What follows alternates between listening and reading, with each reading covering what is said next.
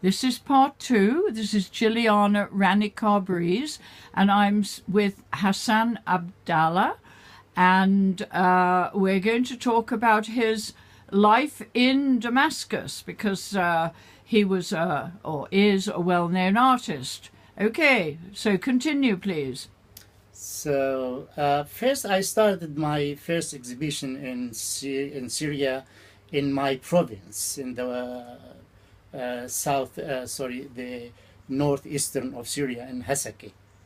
It's my native city. The first exhibition was in 1997, solo exhibition. And then I exhibited... and you're self-taught, you said? Yes, yes. I was interested in critical phenomena of art. So I was studying... What does that mean? I mean? mean, I was studying something like criticizing art.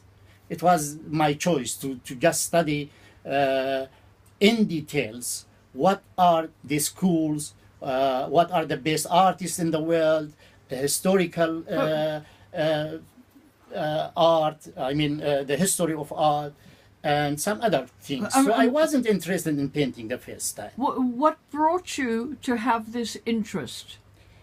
Because you originally studied T.S. Eliot, you told me, at university. Yeah. I studied English literature first. Yes. But I was in touch with a lot of artists.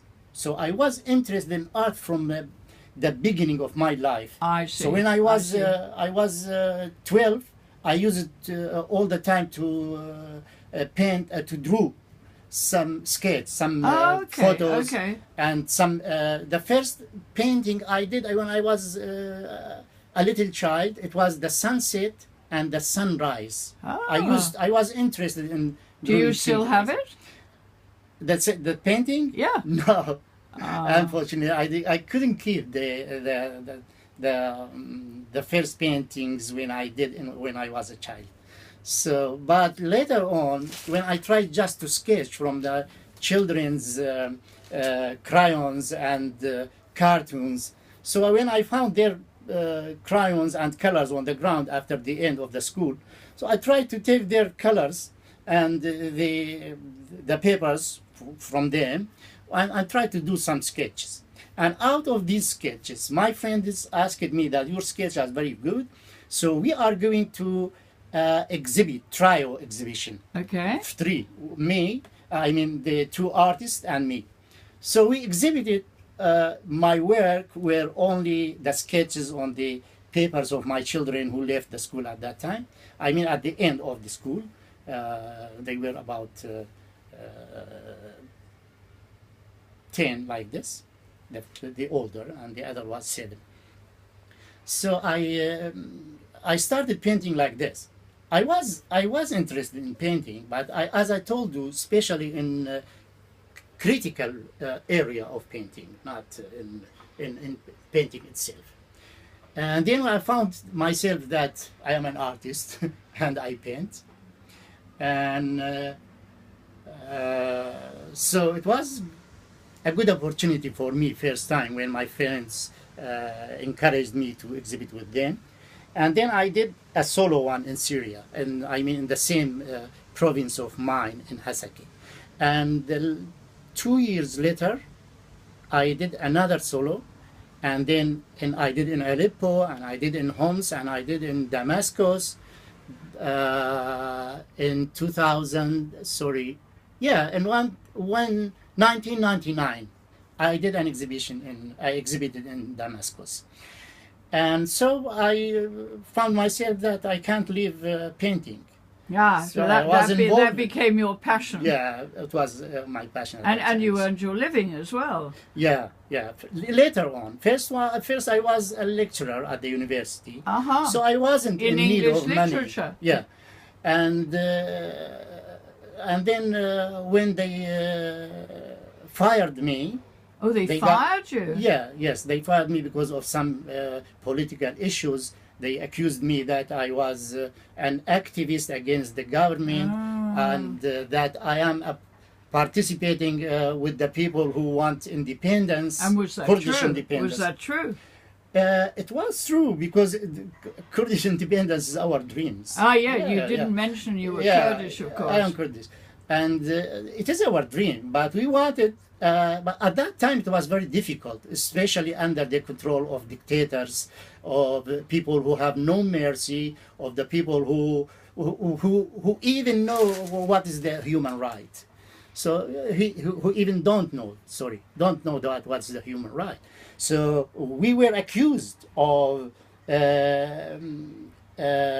being a part of conspiracy to disperse papers to people that we want independence from this Syria.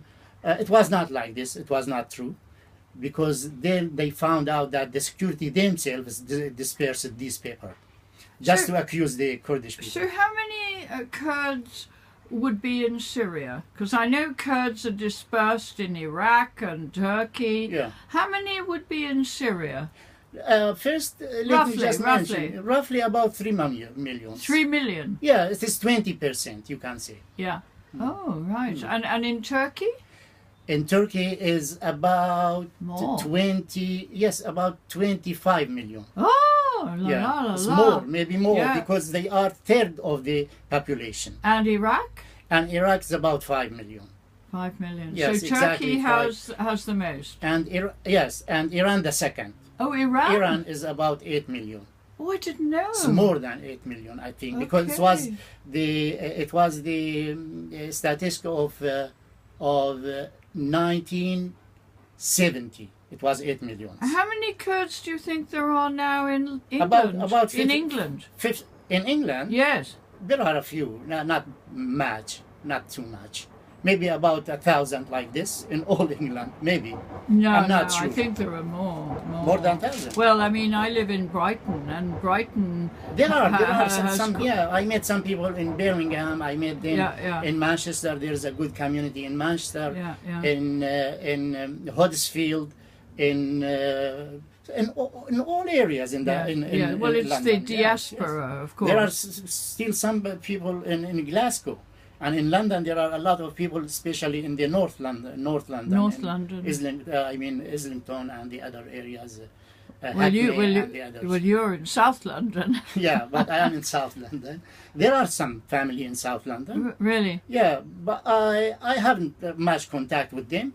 But I have only 2 from my city. I knew them there. Okay. They were my friends there. Okay. So I met them here. Okay. And I have some other people, English people. I am interested to have friends from English community. And I think they are very initiative, very social English people. So that's why I have a good, good friends. So you like living in England? Exactly, yes. And you're in fact only in England by choice. You're only in England by accident because the lorry. Now tell me about that, because you came by lorry, and exactly. The lorry happened to be coming to England. But had the lorry been going to another country, you would have ended up in another country. Yeah, the lorry's destination first when I took him.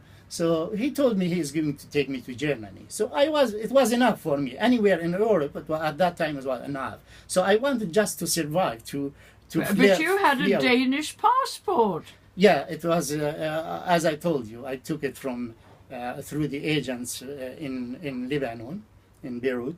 And I paid money for that. I had some of my paintings were sold at that time in Beirut, because I exhibited in Beirut 3 times. Oh. Yeah, right. 3 solos in Beirut. So I sold some of them, and I got some money. So I paid for the agents, and I could travel to Istanbul, and then I arranged it to come. Oh, so you were very lucky. Well, we're going to continue about your art in part 3. Thank you, Hasan.